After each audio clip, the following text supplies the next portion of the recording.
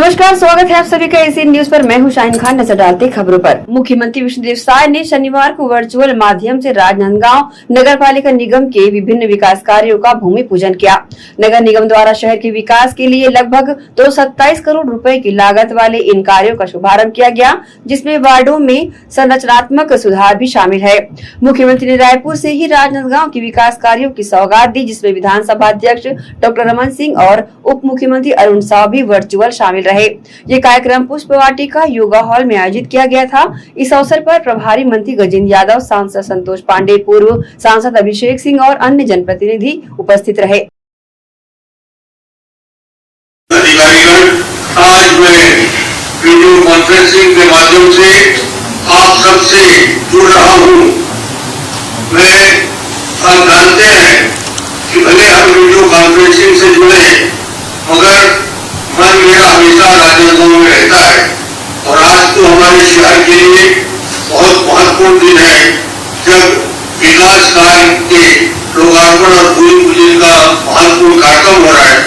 लगभग 226 करोड़ की लागत से विभिन्न कार्यों का भूमि पूजन और लोकार्पण आज हो रहा है।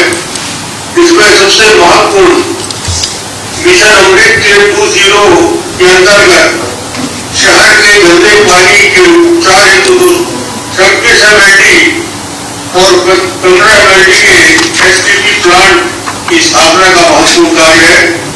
यह परियोजना शहर की स्वच्छता, पर्यावरण के संरक्षण के लिए एक महत्वपूर्ण पहल और कड़ी साबित होगी। इसके साथ ही साथ शहर के लिए आधुनिक ऑडिटोरियम की मांग लंबे समय से चल रही थी। मधुसूदन जी के महापौर बनने के बाद इस विषय को लेकर घोषणा भी हम सबने किया था। आज ही हमारे दिन आ गया कि शहर में 2000 सीट का आधुनिक ऑडिटोरियम का निर्माण का कार्य स्वीकृत हुआ। अब ये काम शुरू हो जाएगा।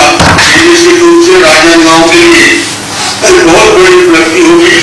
सड़कों का चौड़ीकरण, पेंट्री, मुक्तिधाम से अस्पताल तक सड़क का निर्माण, विभिन्न नाले के निर्माण, पाइपलाइन विस्तार, ट्रांसपोर्ट नगर नाली, सड़क और पानी की व्यवस्था, नगर निगम के वार्ड क्रमांक 1 से 51 तक पूर्व सुविधाओं से जुड़े विषय। आज हमारे प्रदेश की संस्कार धानी राजनांदगांव की पावन भूमि में 227 करोड़ रुपए के विकास कामों का लोकार्पण और भूमि पूजन कार्यक्रम में रायपुर से वर्चुअली जुड़े हमारे प्रदेश के पूर्व मुख्यमंत्री, जिन्होंने अपने 15 वर्षों के मुख्यमंत्री के कार्यकाल में छत्तीसगढ़ का चहुमुखी विकास किए, छत्तीसगढ़ से भूख को भगाए और खाद्य सुरक्षा कानून दिए और चाउर वाला बाबा के नाम से विख्यात हुए। ऐसे हमारे विधानसभा के अध्यक्ष आदरणीय डॉक्टर रमन सिंह जी राजनांदगांव निगम को 226 करोड़ का सौगात मिला है। इसके लिए पूरे निगम वासियों को मैं बहुत बहुत बधाई और शुभकामना देता हूं। वैसे तो लगातार डॉक्टर साहब वहां का प्रतिनिधित्व किए हैं, तो राजनांदगांव का ही नहीं पूरे जिले का और पूरे प्रदेश का चहुमुखी विकास किए हैं। लेकिन आज जो 226 करोड़ रुपए के विकास कामों का लोकार्पण भूमि पूजन किए हैं, निश्चित रूप से यह राजनांदगांव के सुनहरे भविष्य को तय करता है। और हमारी सरकार माननीय प्रधानमंत्री जी का जो मूल मंत्र है, सबका साथ, सबका विकास, सबका विश्वास और सबका प्रयास, इसको मूल मंत्र मानते हुए काम कर रहे हैं। और 226 करोड़ के कामों से शहर के कई महत्वपूर्ण काम होने वाले हैं। आदरणीय डॉक्टर साहब उसको सबको बताए हैं। अमृत मिशन 2.0 के अनुसार जो पैसा सैंक्शन हुआ है उसमें जो निगम क्षेत्र का गंदा पानी है उसका भी उपचार होगा और उसके लिए सीवरेज ट्रीटमेंट प्लांट बनाए जाएंगे, इसकी भी स्वीकृति हुई है। और विशाल ऑडिटोरियम की भी शहरवासियों की पुरानी मांग थी, 2000 सीट का ऑडिटोरियम का भी निर्माण होगा। और जो पूरे 51 वार्ड हैं नगर निगम क्षेत्र में, हर वार्ड के विकास के लिए कुछ न कुछ काम है, चाहे वो नाली निर्माण का हो, चाहे पाइपलाइन विस्तार का हो, सबके लिए आज के इस लोकार्पण और भूमि पूजन कार्यक्रम में प्रावधान हुए हैं। मैं फिर से एक बार प्रदेश में गैस सिलेंडरों के लिए एजेंसियों पर लगी लंबी कतारों और मचा हड़कंप को लेकर उप मुख्यमंत्री अरुण साव ने चुप्पी तोड़ी है। शनिवार को मीडिया से बातचीत करते हुए उन्होंने साफ किया कि राज्य में पेट्रोल और गैस की कोई कमी नहीं है। उन्होंने जनता से धैर्य रखने की अपील करते हुए कहा कि कुछ लोग अफवाह फैलाकर माहौल खराब कर रहे हैं। प्रदेश में शुरू होने जा रही गौधाम योजना को लेकर डिप्टी सीएम ने कहा कि कांग्रेस ने गौठान के नाम पर जनता का पैसा लूटा था, उनकी नीयत में गौ सेवा थी ही नहीं। साव ने बताया कि छत्तीसगढ़ में 1460 गौधाम बनाने का लक्ष्य है, जिनमें से 26 को मंजूरी भी मिल चुकी है। इसमें चरवाहों को मानदेय देने से लेकर पशुओं के चारे तक की पुख्ता व्यवस्था की गई है। उन्होंने इसे राज्य की एक गेम चेंजर योजना बताया है। देखिए, कांग्रेस पार्टी ने गौठान योजना केवल पब्लिक मनी का, जनता के पैसे को लूटने के लिए वो काम किया था। गौ माता की सेवा, गौ माता का संरक्षण, ये उनकी नीयत में ही नहीं था और इसीलिए इतनी बड़ी राशि का अफरा तफरा करके उन्होंने गौठान योजना में अफरा तफरी की। आज हमारी सरकार गौधाम योजना प्रारंभ कर रही है। हर एक विकास खंड में 10-10 गौधाम बनाने की सरकार की योजना है।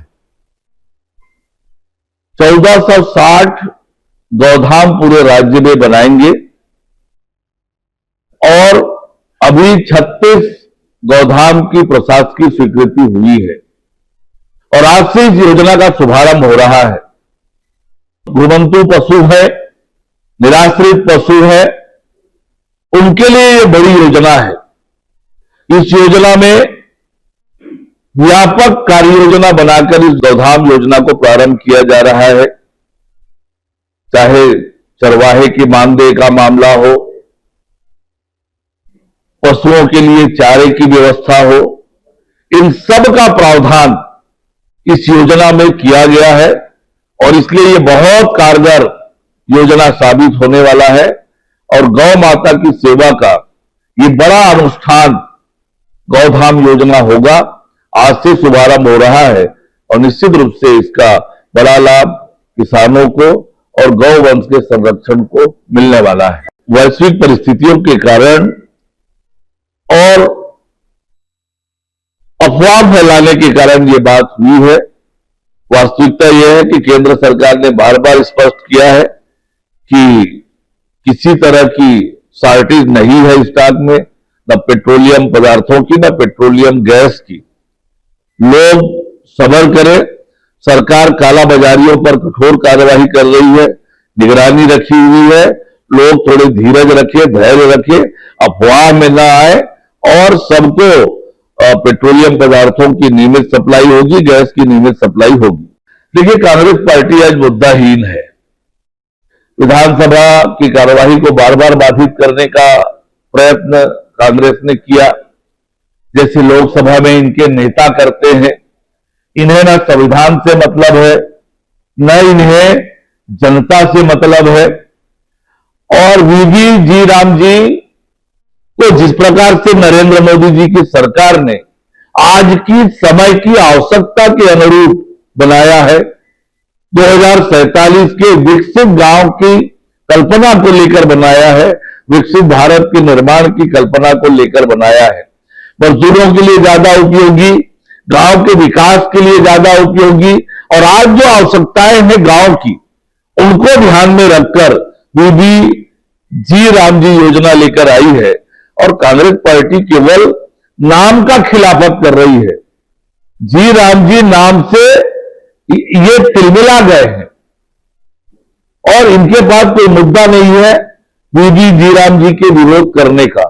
केवल और केवल नाम को लेकर ये बोल रहे हैं, कोई तर्क नहीं है, कोई आधार नहीं है।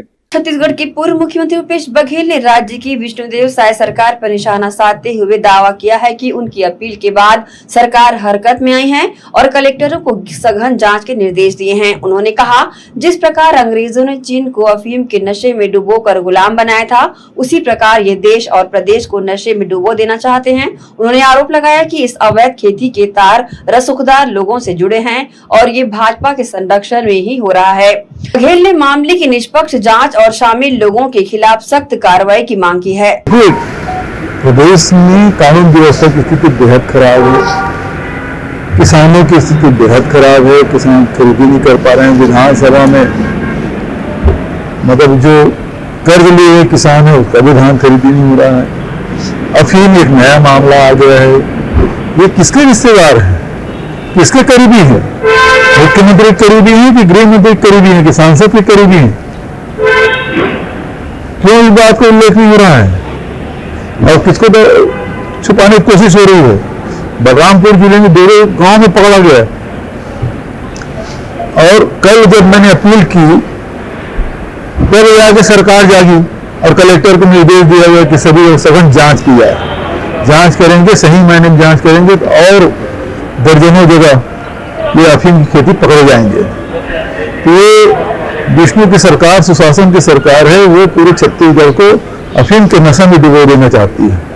आपको याद है जब अंग्रेज चीन को कब्जा करना चाहते थे तो क्या किया? भारत में उनका साम्राज्य था, गंगा किनारे बहुत सारे जिलों में वो अफीम की खेती करवाते थे अंग्रेज और उसको अफीम को भेजा जाता था चीन और पूरे चीन को अफीम के नशे में डुबो दिया गया और उस माध्यम से उसको गुलाम बनाया गया अफीम के माध्यम से।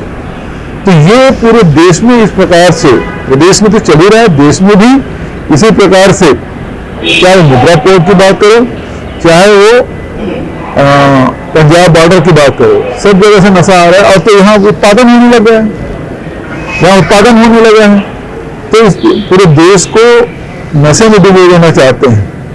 और स्थिति ये है कि ये तार बड़े लोगों से जुड़े हुए हैं और इस कारण से दबाना चाहते हैं। आज मैं आपके माध्यम से कहना चाहता हूँ, मैंने विधानसभा में कहा भी नशा मुक्ति केंद्र जो खोले हैं उसमें एक VIP नशा मुक्ति केंद्र होना चाहिए, क्योंकि यहाँ बड़े बड़े लोगों के घर के बच्चे नशे में डूबे हुए हैं। मैं आपको बताऊंगा कि जैसे मैं अक्सर महामंत्री होने के कारण से दिल्ली मेरा अक्सर आना जाना होता रहता है। छत्तीसगढ़ भवन में 201 नंबर का कमरा स्थायी रूप से कई महीने तक के एक व्यक्ति के लिए आरक्षित था। हम लोग जाते थे तो हम मिलता था, उसके बाद बोलते थे कि नहीं आरक्षित है, मैं बोले जाते कोई नहीं है, तो किसी के लिए आरक्षित है, इलाज करवा रहे हैं, नाम ले लूंगा, मैं जानता हूं उसको। तो यहां VVIPs के बच्चे नशे में डूबे हुए हैं और इस कारण से कहीं उन तक बात ना आ जाए, इसलिए ही छिपाने की कोशिश सरकार के द्वारा की जा रही है। भगवान श्री सत्य साईं बाबा के जन्म शताब्दी वर्ष के अवसर पर श्री सत्य साईं सेवा संगठन द्वारा पूरे भारत में विभिन्न राष्ट्रीय स्तर की सेवा एवं जन जागरूकता गतिविधियों का आयोजन किया जा रहा है। इसी कड़ी में जयंती स्टेडियम से 15 मार्च रविवार को विशाल मैराथन का आयोजन किया जा रहा है, जिसमें 2000 से ज्यादा धावक हिस्सा ले रहे हैं। ये मैराथन भारत सरकार के युवा एवं खेल मंत्रालय के संयुक्त में फिट इंडिया कैंपेन के तहत हो रहा है। ये आज का जो चुनाव वार्ता है किस संदर्भ में थी और उसकी ब्रीफिंग करेंगे। यह जो प्रेस वार्ता है हमारे रन एंड राइड प्रोग्राम की प्रेस वार्ता थी, जो पूरे हिंदुस्तान के 60 शहरों में यह कार्यक्रम श्री सत्य साईं सेवा संगठन इंडिया और फिट इंडिया खेल मंत्रालय के तत्वाधान में हो रहा है। और इसका मुख्य उद्देश्य एकता, शांति, सद्भावना और प्रेम लोगों के प्रति जागृत करना है। इसमें आयोजन में क्या क्या आप लोगों के द्वारा आयोजित किया जा रहा है? इस आयोजन का मुख्य उद्देश्य है कि जो आज यूथ अपने स्वस्थ और अपने सद्विचारों के भाव को कैसे अच्छे तरीके से सिस्टम में ला सकते हैं या रख सकते हैं, उसके लिए यह हम लोग कार्यक्रम 60 शहरों में कर रहे हैं। इसमें हम 2 टी-शर्ट, मेडल और ई-सर्टिफिकेट और एक लंच का पैकेट सबको प्रोवाइड कर रहे हैं। कहाँ से लोग? इसमें उड़ीसा, महाराष्ट्र और छत्तीसगढ़ से लोग प्रतिभागी हैं। आयोजन समिति के द्वारा व्यवस्था क्या क्या हो रही है प्रतिभागियों की? आयोजन समिति के द्वारा प्रतिभागियों के लिए रहने की व्यवस्था कर रहे हैं हम लोग, और सुबह 5:30 से 8:30 बजे तक जो भी चाय नाश्ता या उनको ग्लूकोज, ड्रिंकिंग वाटर, इस सब की व्यवस्था हमारे संगठन के द्वारा किया जा रहा है। और साथ में जिला प्रशासन जो है हमको एम्बुलेंस और डॉक्टर का सहयोग दे रहा है, और हमारा जो भिलाई स्टील प्लांट है उसका एक बहुत बड़ा महत्वपूर्ण योगदान है। उन्होंने हमें जयंती स्टेडियम प्रोवाइड किया है, और हर समय हमारे जो भी साथ वो हर चीज की फैसिलिटी हमको उपलब्ध करवा रहे हैं। अभी 2500 पार्टिसिपेशन हमारे इस कार्यक्रम में भाग ले रहे हैं। उसके अलावा 500 अदर और भी आ रहे हैं जो ऑफलाइन होंगे। मैं जिला अध्यक्ष जी संदीप कुमार नायडू, श्री सत्य साई सेवा संगठन। रुकेंगे छोटे से ब्रेक के लिए, जल्द हाजिर होते हैं। आप सब बने रहिए एशियन न्यूज के साथ।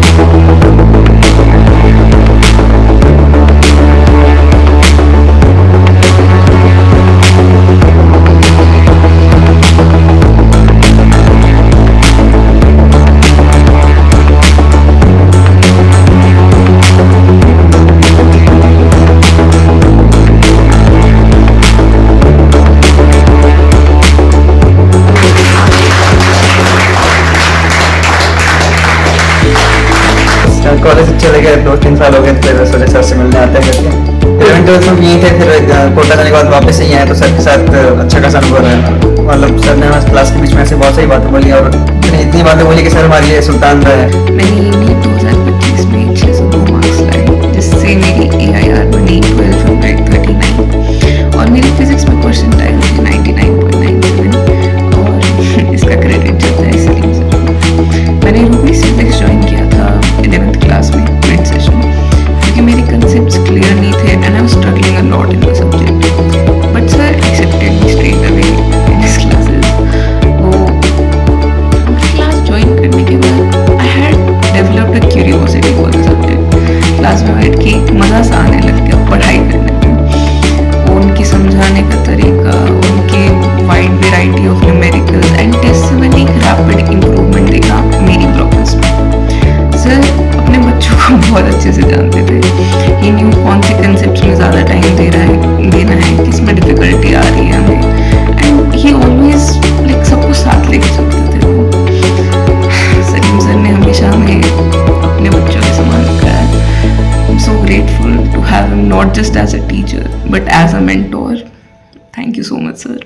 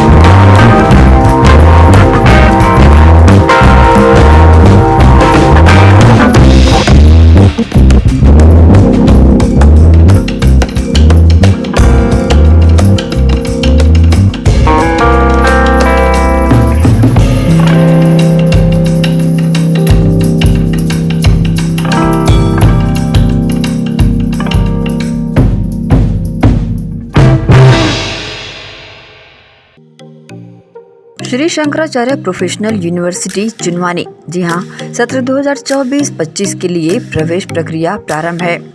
डिप्लोमा इन फार्मेसी एवं बैचलर ऑफ फार्मेसी के लिए प्रवेश प्रारंभ है। बिना PPHD दिए सीधा प्रवेश।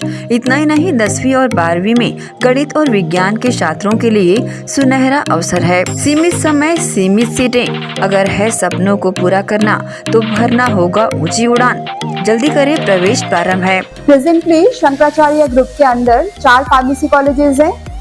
इन चारों फार्मेसी कॉलेजेस में diploma in pharmacy and bachelor of pharmacy की कोर्सेज रन होती हैं। साथ में masters in pharmacy and PhD की कोर्सेज भी हम ऑफर करते हैं। शंकराचार्य प्रोफेशनल यूनिवर्सिटी के अंदर ये चारों कॉलेज एफिलिएटेड हैं and most importantly pharmacy council of India ने चारों कॉलेजेस को अनुमोदन दिया है। जैसे कि आप जानते हैं, Shankaracharya group is famous for its infrastructure, its faculty, its students group, and in every aspect we are on top as from 2008.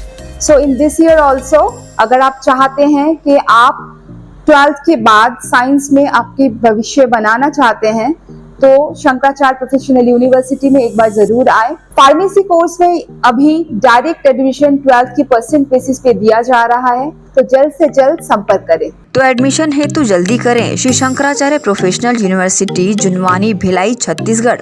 संपर्क करें 9977258200। ब्रेक के बाद आपका स्वागत है।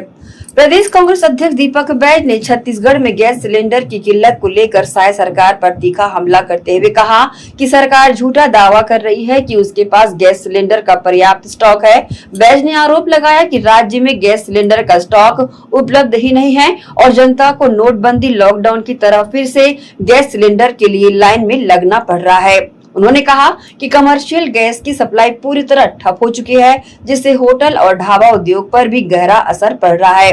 बैज ने इसे डबल इंजन सरकार की नीतियों का फेलियर बताया। केंद्र सरकार और भारतीय जनता पार्टी की सरकार ने फिर एक बार आम जनता को महंगाई के बोझ तले इन्होंने दबा दिया है। घरेलू गैस की कीमत 60 रुपए इन्होंने बढ़ाया है प्रति सिलेंडर और 115 रुपए कमर्शियल गैस का रेट इन्होंने बढ़ाया है। कमर्शियल गैस का सप्लाई बंद कर दिया, जिससे कई होटल, रेस्टोरेंट पूरी तरह से बंद होना शुरू हो गया और घरेलू गैस का सप्लाई भी लगभग बंद हो गया। आप 4 दिन से देखेंगे किसी भी ग्रामीण क्षेत्र के एजेंसियों में गैस का कोई भी लोड नहीं आया है। पूरी एजेंसियां, पूरी गोदाम खाली पड़ा हुआ है और लोग अब फिर गैस के लिए लाइन लगाना शुरू करेंगे और जो 21 दिन का जो इनका बुकिंग का डेट था उसे अब 25 दिन कर दिया गया है। सरकार सिर्फ झूठा दावा कर रही है कि हमारे पास पर्याप्त स्टॉक है। सरकार झूठ बोलने का काम कर रही है। एक काम कर रही है फिर से नोटबंदी की तरह, फिर से एयरपोर्ट में लाइन लगाने की तरह, फिर से लॉकडाउन की तरह। मतलब आम जनता को कहीं न कहीं ये सरकार अब गैस के नाम से परेशान करने जा रही है। निश्चित रूप से ये चिंता का विषय है। इसको लेकर सरकार से हमारी मांग है कि गैस का रेट तुरंत कम करे और गैस का सप्लाई तुरंत बहाल होना चाहिए। कवर्धा जिले के बिजली विभाग में 50 लाख रुपए से ज्यादा के गबन का बड़ा मामला सामने आया है। आरोप है कि रवेली वितरण केंद्र में पदस्थ कार्यालय सहायक श्रेणी 3 मनोज कुमार साहू ने उपभोक्ताओं से बिजली बिल की राशि वसूली, लेकिन उसे कंपनी के बैंक खाते में जमा ही नहीं कराया। रवेली वितरण केंद्र के तत्कालीन JE कोमल साहू ने कहा कि मामले की पूरी जानकारी मुझे नहीं है, क्योंकि मेरा ट्रांसफर हो चुका था। 1-1.5 साल बाद पता चला कि पदस्थ बाबू ने पैसे का हेरफेर किया था। कवर्धा ASP पुष्पेंद्र बघेल ने कहा कि पावर डिस्ट्रीब्यूशन कंपनी की तरफ से शिकायत मिली है कि रवेली केंद्र में अनियमितता की बात सामने आई है। मनोज साहू नाम के व्यक्ति के संबंध में थाने में शिकायत दी गई है। वहीं कवर्धा EE GS फ्लोरा ने बताया कि रवेली वितरण केंद्र में कार्यालय सहायक ने राजस्व संग्रहण की राशि बैंक में जमा नहीं की। प्रथम दृष्टया उनको निलंबित किया गया है। आगे की जाँच के लिए जाँच अधिकारी नियुक्त किया गया है, जो जाँच कर रहे हैं। मामले का पूरा जानकारी तो मुझे नहीं है, क्योंकि मेरा ट्रांसफर होने के बाद जा चुका था मैं। मतलब 1-1.5 साल बाद मुझे भी कुछ पता चला कि जो उस टाइम पदस्थ था बाबू, वो कुछ अनैतिक कार्य किया है, पैसे का हेरफेर कुछ किया है। बाकी उस चीज का मुझे कोई जानकारी नहीं है, क्या किया है वो तो जांच का विषय है। जांच शायद उस पर चल रही है, जांच के बाद ही कुछ पता चलेगा। पावर डिस्ट्रीब्यूशन कंपनी की तरफ से एक पिपरिया थाने को एक शिकायत प्राप्त हुई है, जिसमें रवेली जो केंद्र है वहां से कुछ अनियमितता की बात सामने आई है। वहां पे मनोज साहू नाम का कोई व्यक्ति है जिसने विभागीय अनियमितता की है, उसके संबंध में थाने में शिकायत प्राप्त की है, जिसकी विस्तृत जांच की जा रही है। वितरण कंपनी से उनकी जांच रिपोर्ट मांगी गई है। जांच रिपोर्ट आने के पश्चात में आगे की वैधानिक कार्रवाई की जाएगी। मामला लाखों रुपए के गबन का भी बताया जा रहा है सर। इसमें डिपार्टमेंट की तरफ से जांच की जा रही है। जो आवेदन प्राप्त हुआ है उनको, उसमें भी गबन से संबंधित उसमें उल्लेख है। डिपार्टमेंट की तरफ से जैसे ही उसकी विस्तृत रिपोर्ट आएगी उसके बाद आगे कार्रवाई की जाएगी। पूरा क्या है मामला और उसमें विभागीय तौर से अब तक की क्या कार्रवाई की गई? ये मामला रवेली वितरण केंद्र से संबंधित है। रवेली वितरण केंद्र में पूर्व में वहां पे जो कार्यालय सहायक श्रेणी जो पदस्थ थे, तो जांच के दौरान हमने पाया कि मतलब कुछ राशि जो है राजस्व संग्रहण की राशि है वो उसको बैंक में जमा होना नहीं पाया गया था।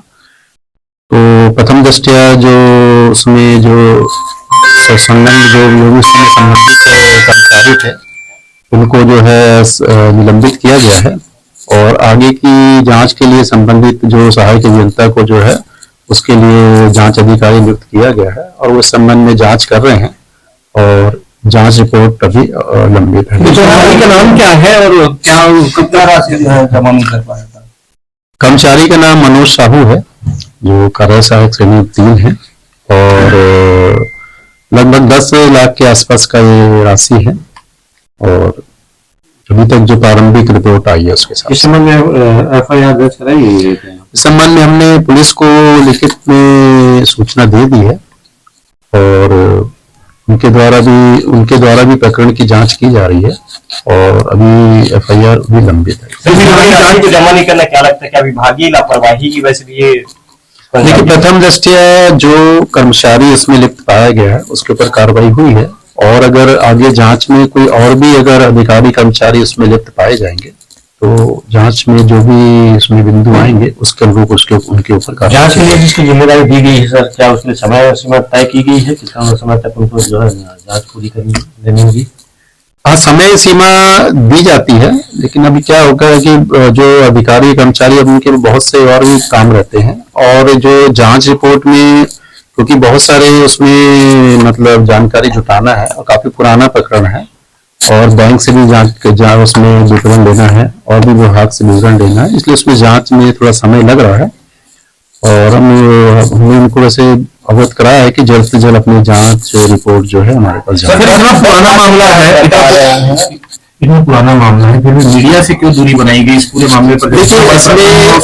इसमें कोई मीडिया को हर चीज विभागीय कोई भी कार्रवाई है उसको मीडिया में देना हर बार जरूरी नहीं रहता हमारे लिए। हमारी तो विभागीय कार्रवाई चल रही है इसमें, है ना, जो विभागीय कार्रवाई चल रही है और जब पूरी जांच रिपोर्ट जब तक नहीं आती है तब तक उसके संबंध में किसी प्रकार की बाहर टिप्पणी करना सही नहीं रहता। सर, इसमें ये जो है आपने बताया कि 10 लाख रुपए का आसपास है, लेकिन सूत्र से हमको जानकारी मिली है कि ये करोड़ रुपए का जो है। देखिए, ये आप कुछ भी बोल सकते हैं ना। देखिए, जांच का जो है कोई भी राशि का है वो करोड़ है या कम है या ज्यादा है ना, ये हो सकता है 10 लाख जो हमने निकाला है उससे भी कम हो सकता है क्योंकि राशि को जमा कुछ वही बोल रहा है, ये चीज जांच में ही आएगी। कोई भी जांच करने का प्रथम दृष्टया आपने पाया कि हाँ भाई इतना है, पता चला है वो राशि को उसने आगे पीछे करके कभी बैंक में जमा हुई होगी, वो विवरण हमको प्रथम दृष्टया नहीं मिला, तो सारी चीजें क्या होगी कि जांच के उपरांत ही क्लियर होगा। कब तक जांच रिपोर्ट आने की उम्मीद है सर?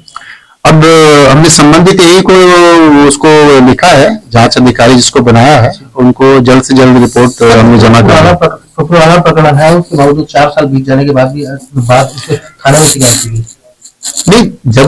जब कोई भी प्रकरण जब आपके उसमें संज्ञान में आता है तभी उसके ऊपर कार्रवाई होती है। अगर ये उसी समय संज्ञान में आता तो प्रकरण बनता क्यों? सर, कब से कब तक ये जो है मतलब ये तो क्या है कि देखिए, ये तो हमने 2023 के उसमें बनाया था, 2023 में। अब वो उसमें जब एक जगह अगर मान लो हमको कमी पाई गई है तो हम ये भी देख रहे हैं कि उस पूरी अवधि में कब कहाँ रहे हैं और उस पूरी अवधि में क्या कहीं पे एक मतलब एक प्रश्न चिन्ह है कि क्या ऐसा और संभावना है कि मतलब उन्होंने ऐसा किया होगा, ये इसलिए सारी चीजें जांच में होने के बाद ही आई। ठीक है, वक्त है एक और छोटे से ब्रेक का, जल्द हाजिर होते हैं। आप सब बने रहिए एसीएन न्यूज के साथ।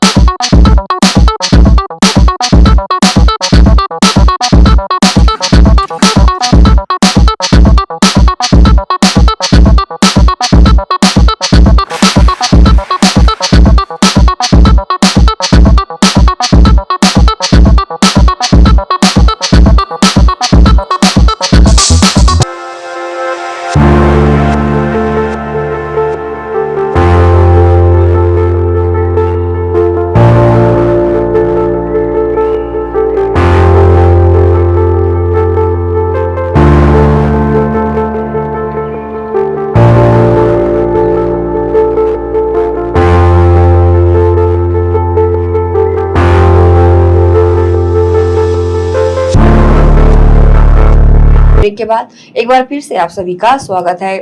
प्रधानमंत्री नरेंद्र मोदी के खिलाफ कथित विवादित टिप्पणी करने के मामले में छत्तीसगढ़ कांग्रेस के पीसीसी संयुक्त महामंत्री विनोद तिवारी को दिल्ली पुलिस ने गिरफ्तार कर लिया है।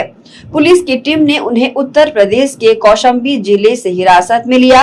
विनोद तिवारी कौशाम्बी में एक पारिवारिक कार्यक्रम में शामिल होने पहुंचे थे। इसी दौरान दिल्ली पुलिस की टीम वहां पहुंची और उन्हें हिरासत में लेकर गिरफ्तार कर लिया। ऐसा बताया जा रहा है कि ये कार्रवाई 3 फरवरी को सोशल मीडिया पर की गई एक पोस्ट से जुड़े मामले में की गई है। सूत्रों के मुताबिक उक्त पोस्ट को लेकर पहले भी शिकायत दर्ज कराई गई थी, जिसके आधार पर दिल्ली पुलिस ने जांच शुरू की थी। जांच के बाद पुलिस टीम ने कौशाम्बी पहुंचकर उन्हें गिरफ्तार कर लिया। 3 फरवरी को मेरे द्वारा मोदी जी और स्टिंग को लेकर एक वीडियो डाला गया था अपने पेज से। उसको लेकर मेरे खिलाफ दिल्ली में FIR दर्ज हुआ है और मैं अपने पिताजी की गया करने आया हुआ था उत्तर प्रदेश। आज मैं कौशाम्बी डिस्ट्रिक्ट में हूँ। कौशाम्बी डिस्ट्रिक्ट में पुलिस हमारे यहाँ पर पहुंची और यहाँ पर से मुझे अरेस्ट कर दिल्ली ले जा रही है। मगर हम अपना काम आगे चालू रखेंगे, चाहे केस हो, चाहे FIR हो, चाहे धाराएं लगे। छत्तीसगढ़ की राजनीति और धार्मिक जगह से जुड़ी एक बड़ी खबर सामने आई है। कथावाचक रामानुराजी महाराज छत्तीसगढ़ विधानसभा के बाहर धरने पर बैठे हैं।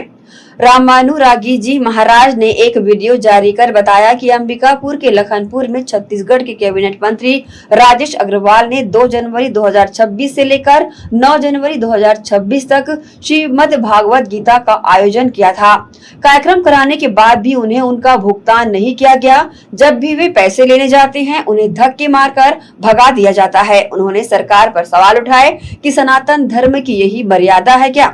एक संत के साथ घोर अन्याय और अपमान किया जा रहा है। इसी को लेकर उन्होंने अब न्याय की मांग करते हुए विधानसभा के बाहर धरना शुरू कर दिया है। उनका कहना है कि अगर उन्हें न्याय नहीं मिला तो विधानसभा के सामने आत्मदाह करने का प्रयास वो करेंगे। जय श्री राधे राधे, जय श्री श्याम।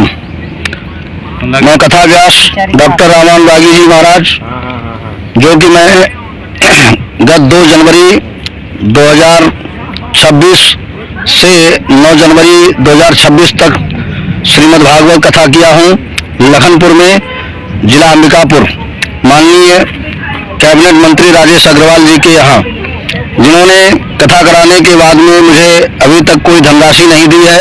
और मैं जितने बार भी आता हूँ मुझे धक्का मार के साइड कर दिया जाता है, किनारे कर दिया जाता है। और मैं सरकार से कहना चाहता हूँ कि ये सनातन धर्म की यही मर्यादा है क्या? एक संत के साथ में ऐसा घोर अन्याय और अपमान किया जा रहा है, जिससे कि मैं और इस समय मैं संसद भवन गेट नंबर 3 के सामने बैठा हूँ। अगर मुझे मेरा हक न मिला, विधानसभा के ठीक सामने मैं बैठा हुआ हूँ, अगर मुझे मेरा हक नहीं मिला तो मैं यहीं पर आत्मदाह करने का प्रयास करूंगा। भारत माता की जय, जय श्री राम। इसी के साथ ही आपसे लेंगे इजाजत। आप सब बने रहिए एसीएन न्यूज के साथ। नमस्कार।